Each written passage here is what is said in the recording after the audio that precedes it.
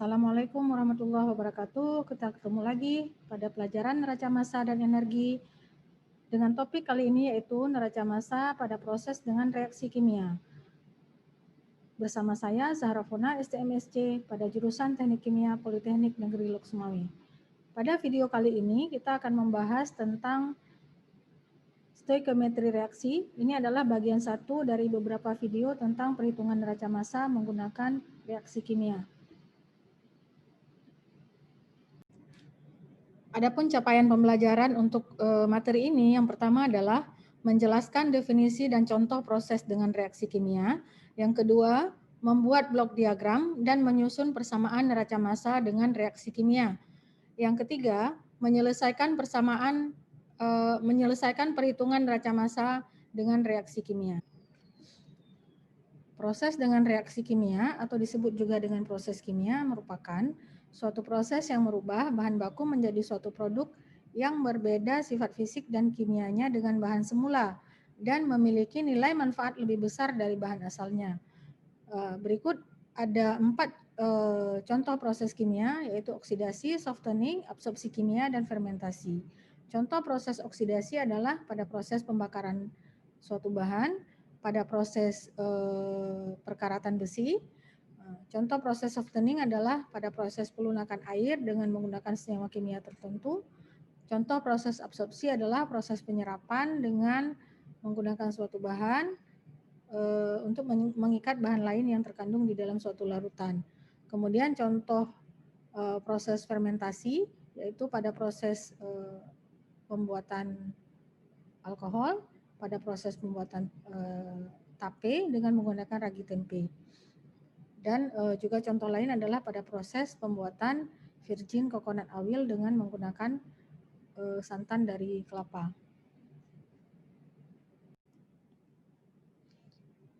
Untuk menyelesaikan perhitungan neraca massa dengan reaksi kimia, terlebih dahulu kita harus memahami atau harus mengingat kembali tentang stoikiometri.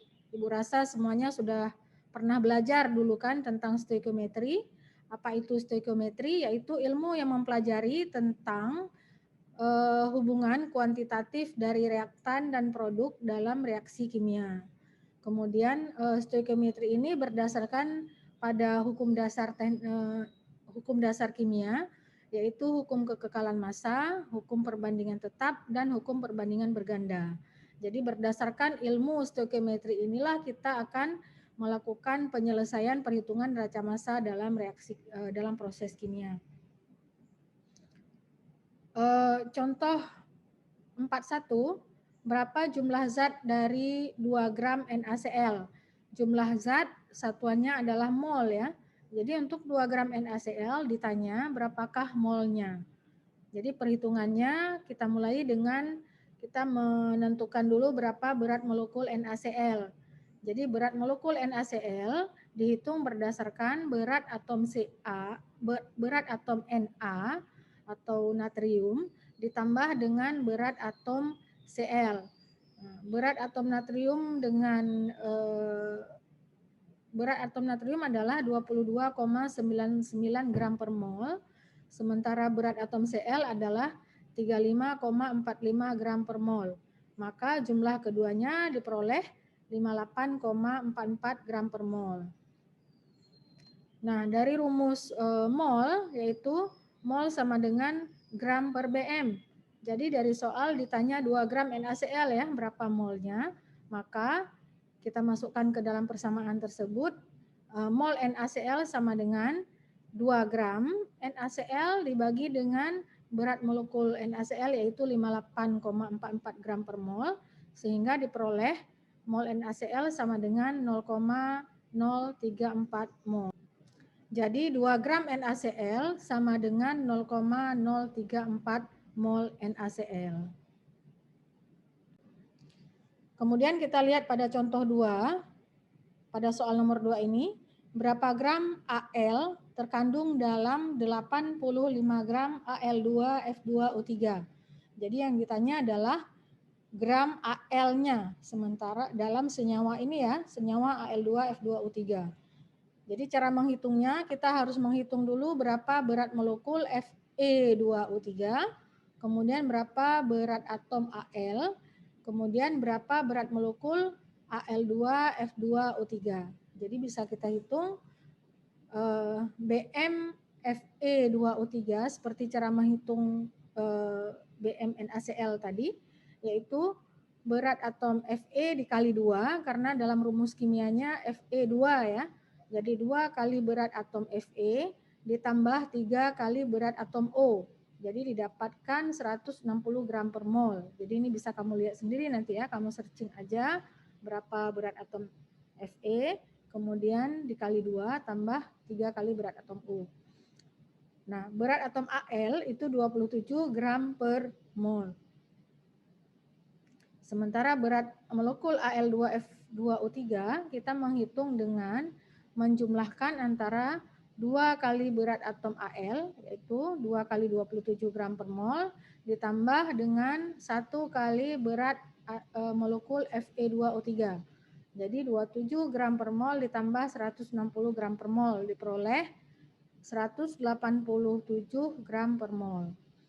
Nah, sehingga dalam 1 mol Al2F2O3 terkandung 2 mol Al, ya, 2 mol Al karena tadi Al2 ya, berarti ada 2 mol Al dan 1 mol F2O3.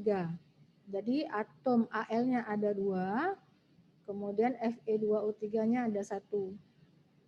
Sehingga dapat kita hitung massa Al dalam gram dalam 85 gram Al2F2O3 dengan cara massa Al sama dengan 85 gram Al2F2O3 kali 1 mol Al2F2O3 per 187 gram Al2F2O3. Ini artinya berat molekul Al2F2O3 itu adalah 187 gram per mol ya. Jadi 1 mol dia ada 187 gram. Nah, sekarang dengan Al sendiri, 2 mol Al itu terkandung dalam 1 mol Al2F2O3 ya, yang dalam rumus kimia Al2F2O3 tadi ada 2 mol Al dalam 1 mol Al2F2O3. Sehingga kita kalikan lagi dengan berat atom Al yaitu 27 gram per mol. Artinya ada 27 gram Al dalam 1 mol Al. Sehingga massa Al dapat 24,55 gram. Jadi massa Al adalah 24,55 gram dalam 85 gram Al2F2O3. Jadi inilah hasil perhitungan untuk contoh perhitungan secara stoikiometri ya. Jadi contoh yang kita lihat barusan adalah contoh untuk bahan padatan ya. Padatan. Sementara itu untuk gas, pada stoikiometri gas, jika reaktan dan produknya seluruhnya merupakan gas, maka koefisien zat yang menyatakan perbandingan mol dalam stoikiometri reaksi sekaligus menyatakan volume antara zat-zat yang terlibat. Jadi perbandingan molnya setara dengan perbandingan volume. Lihat contoh soal 4.2. Senyawa propana dibakar dengan persamaan reaksi sebagai berikut. C3H8 tambah O2 menghasilkan H2O tambah CO2. Jika 200 gram propana dibakar, hitunglah berapa jumlah H2O yang terbentuk. Dari soal tersebut, yang ditanya adalah jumlah H2O yang terbentuk dari 200 gram propana yang dibakar. Jadi yang pertama harus kita lakukan adalah penyetaraan reaksi. Jadi reaksi C3H8 dengan oksigen kita setarakan. Jadi kita copy ulang dulu. Kita setarakan jumlah setiap atom yang ada di sebelah kiri dan sebelah kanan pada persamaan reaksi ya. Jadi yang namanya sebelah kiri adalah reaktan, yaitu yang ada di sebelah kiri tanda panah. Yang namanya produk adalah yang ada di sebelah kanan tanda panah. Jadi reaktannya ada C3H8 dan O2, produknya ada H2O dan CO2. Penyetaraan reaksi adalah menyetarakan jumlah atom-atom yang ada di reaktan dengan jumlah atom-atom yang ada di produk. Kita lihat pertama adalah atom C. Jadi atom C di sebelah kiri itu ada 3 dari C3. Jadi atom C-nya ada 3 di sebelah kiri. Maka sebelah kanan juga harus ada 3 supaya setara ya. Nah, kita lihat atom C di sebelah kanan ada di CO2. CO2 berarti atom C-nya 1. Maka supaya setara, jumlahnya sama antara sebelah kiri dan sebelah kanan, kita letakkan angka 3 di depan CO2 sehingga atom C-nya menjadi 3C di sebelah kanan sehingga sudah setara. Demikian juga untuk atom berikutnya, ada H di sebelah kiri, ada 8 buah dari H8, maka di sebelah kanan juga harus ada 8. Nah, kita cek sebelah kanan itu hanya ada 2 dari H2O. Jadi supaya sama-sama 8, maka kita letakkan angka 4 di depan H2O sehingga menjadi 4 H2O. 4 kali 2 adalah 8. Jadi sudah sama ya antara sebelah kiri dengan sebelah kanan. Selanjutnya atom O. Di sebelah kiri atom O ada 2, O2. Di sebelah kanan atom O kita hitung karena dia ada 2 atom O dari H2O. Ada atom O dari H2O, ada atom O dari CO2. Jadi kita jumlahkan dulu yang sudah ada. Atom O dari H2O yaitu 4 kali 1. Jadi jumlah atom O di H2O ada 4. Kemudian atom O di CO2 itu ada 6. Berasal dari 3 kali 2. Jadi 6 tambah 4 adalah 10.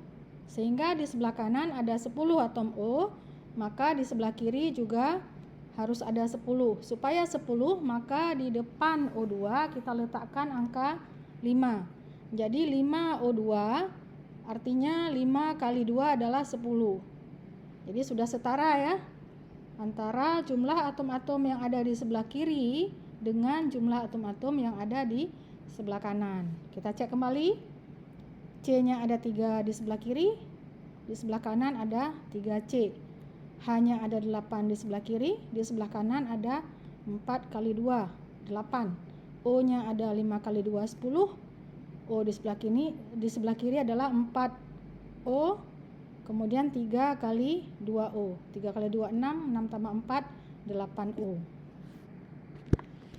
Jadi Ibu harap sudah paham ya semua cara penyetaraan reaksi kimia.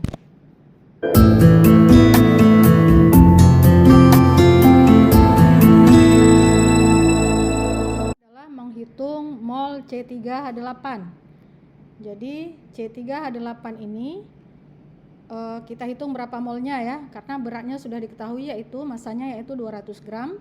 Maka dari 200 gram itu kita hitung berapa molnya.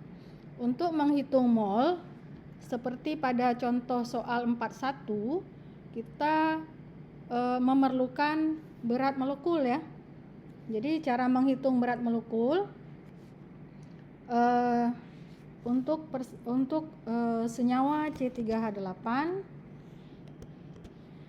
berat molekulnya, jadi Bm C3H8, Ibu rasa kalian semua sudah tahu ya cara menghitung Bm, yaitu 3 kali berat atom C ditambah 8 kali berat atom H.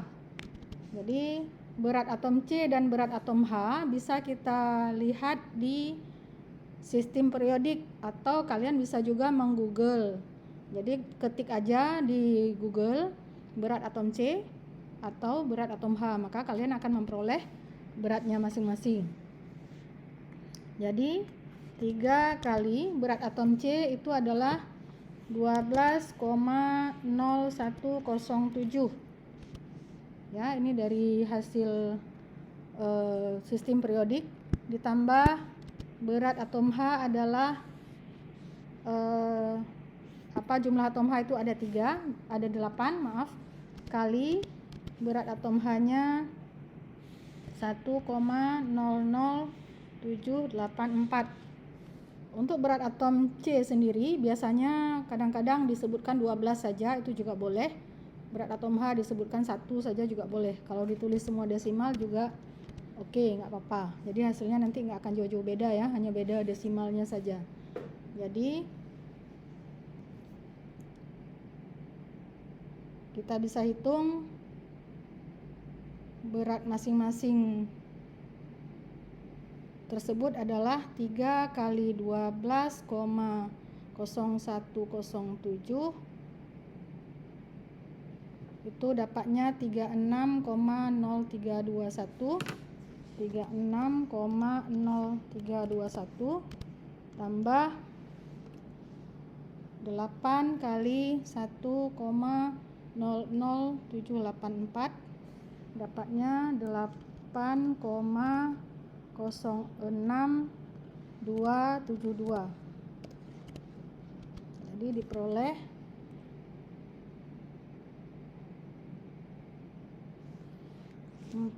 44,095. Jadi ini adalah berat molekul dari C3H8 ya. Nah, berat molekulnya sudah kita dapat, yaitu 44,095 gram per mol. Jadi saya tulis ke bawah saja berat molekul C3H8. Selanjutnya dari persamaan mol sama dengan gram per bm, semoga kalian masih ingat ya, atau sering disebut juga dengan m per bm ya, atau kadang-kadang m per mr, itu sama ya. Mr artinya massa relatif. Jadi molnya sama dengan gramnya tadi 200 gram ya dari soal. Jadi 200 gram per 44,095 gram per mol. Kita dapatkan 4,54 mol. Jadi satuannya adalah gramnya habis sehingga molnya naik ke atas menjadi 4,54 mol. Inilah jumlah mol C3H8.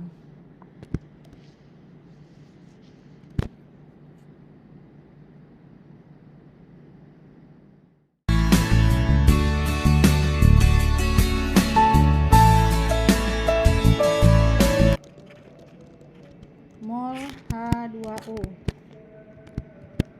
Jadi untuk menghitung jumlah mol H2O, kita harus melihat persamaan reaksi dan membuat perbandingan koefisien H2O dengan koefisien senyawa yang sudah diketahui jumlah molnya. Di sini yang sudah diketahui jumlah molnya adalah propana atau C3H8, yaitu sebesar 4,54 mol. Maka kita dapat menganggap propana sebagai reaktan pembatas atau reaktan yang habis bereaksi, dan kita lakukan perbandingan antara atau rasio antara mol propana ya, rasio propana dengan H2O.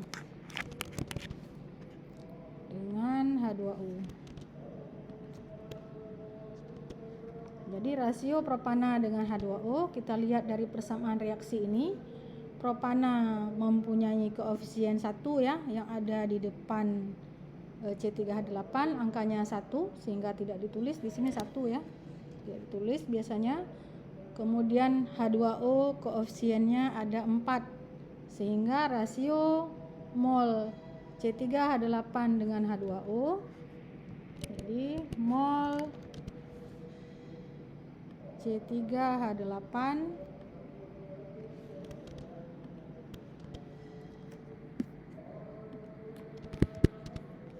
banding mol H2O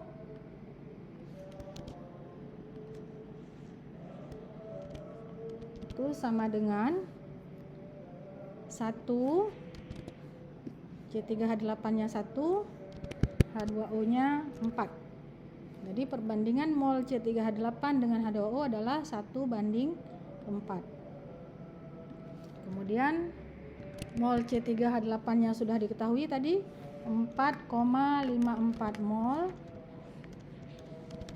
banding mol H2O belum diketahui.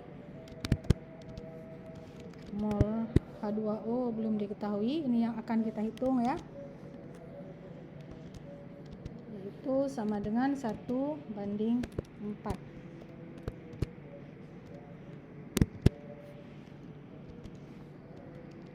Untuk memudahkan perhitungan, saya buat dalam bentuk pembagian 4,54 mol bagi mol H2O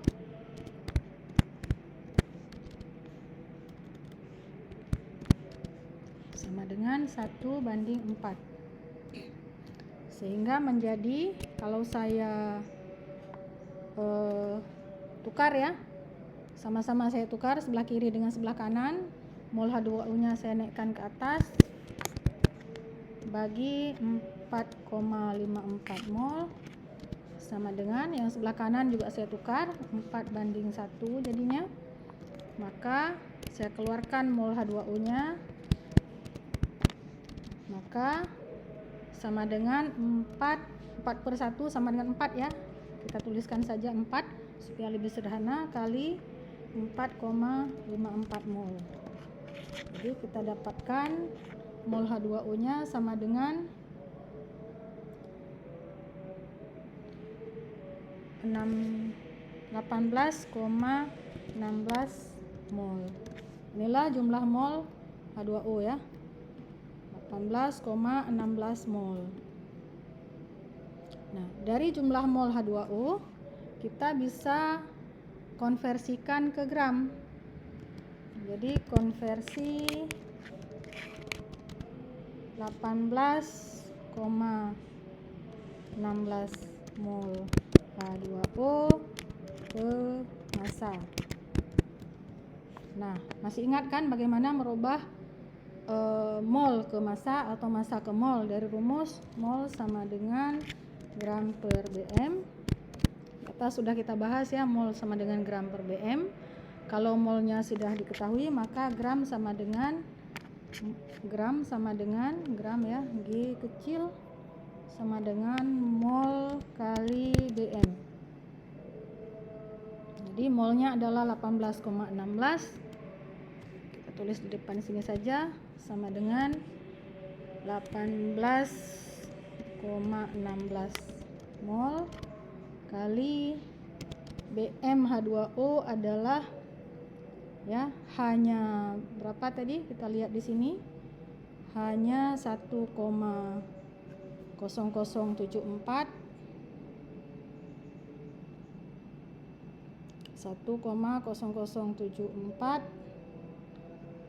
tambah kali 2 ya, kali 2 tambah U nya 16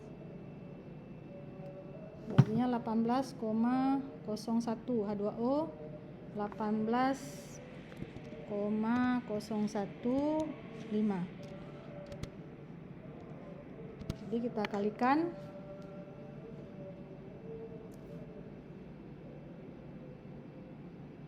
diperoleh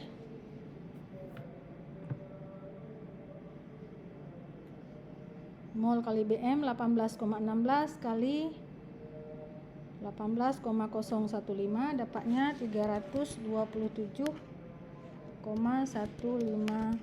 gram H2O. Jadi inilah gram H2O nya